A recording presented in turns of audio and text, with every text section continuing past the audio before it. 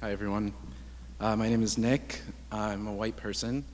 I'm a white person invested in global health, and I'm a white person invested in global development. I'm going to talk today about how my white identity has changed in the past, currently, and in the future for the work that I do in the field of global health. So I'm going to start this story with the work that I do in Detroit. So when I was 18 years old, I started volunteering in Detroit with a nonprofit organization. It's a community development organization. While I was there, I facilitated healthy eating and nutrition workshops, and I really had two main things that I wanted to get out of it. The first was to help people, and the second was to learn more about Detroit. So one day at one of the workshops, there was, the majority of the workshops are predominantly people of color, and it's usually families, mothers and their children. So one of the mothers, she's a participant there, said, about a new grocery store opening up. It was typically like a known for having healthy food. She said, "It's a white person thing, we don't trust it." And in that moment, that completely shook my entire idea of what I wanted to do, what it meant to be white, and kind of where I saw myself in the field of public health, global health. Because in that moment, I realized that my race matters, and I realized that I had to think more deeply about what it meant to be a white person and kind of understand what my white identity means. So right now I'm going to kind of go over some things that I've been thinking about when I was in college and currently about what it means to be white. And I'm going to preface it with race is always a conversation in our society that we say is really uncomfortable. A lot of people don't want to talk about it. And as a white person, that uncomfort and that emotion is completely unparalleled to the personal, to the community, to the institutional oppression that marginalized populations and people of color are suffering from because we don't choose to recognize race. So I think that these conversations need to be sparked because being silent in matters of privilege and power and oppression, it means that we're complicit. So I would invite you to kind of think with me about these three things that I want to share. The first is context. So as a white person, entering communities that I would want to work with are typically marginalized populations. There's a huge history and there's a huge framework under which these communities were developed that often involves the fact that white people perpetuated disease, created poverty in that community, and really white colonization impacted a lot of the communities that today we say that we want to help, and today that we say we want to fight for. So as a white person, it's really important for me to understand that history and that context. So for example, as an undergrad, I worked with an organization in Liberia, and Liberia is a country that was colonized by the United States.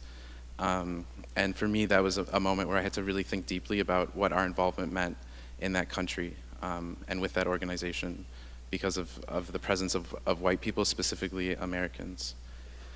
So the first was context. The second is recognition. So race matters, our social identities matter, and going back to what I was saying, I went into Detroit kind of as this white savior.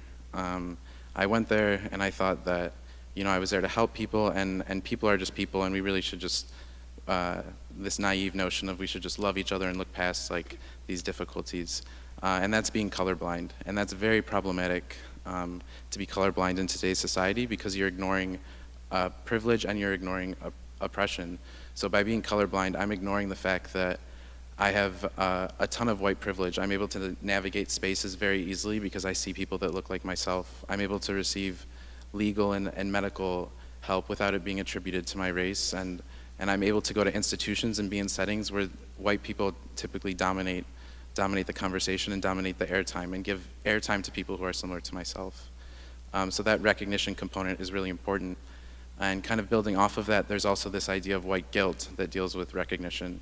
White guilt is harmful because basically and I dealt with this when I was in Detroit, I felt guilty for being white, and I wanted to figure out how I could combat that. But ultimately, what this white guilt did to me is it centered my emotions over the community's emotions and the community's needs. So it centered my wants over their needs, which is also something that it's taken me a while to learn how to combat that and really understand what that means. And then finally, education. So It is not up to marginalized populations or people of color to educate me about their struggle.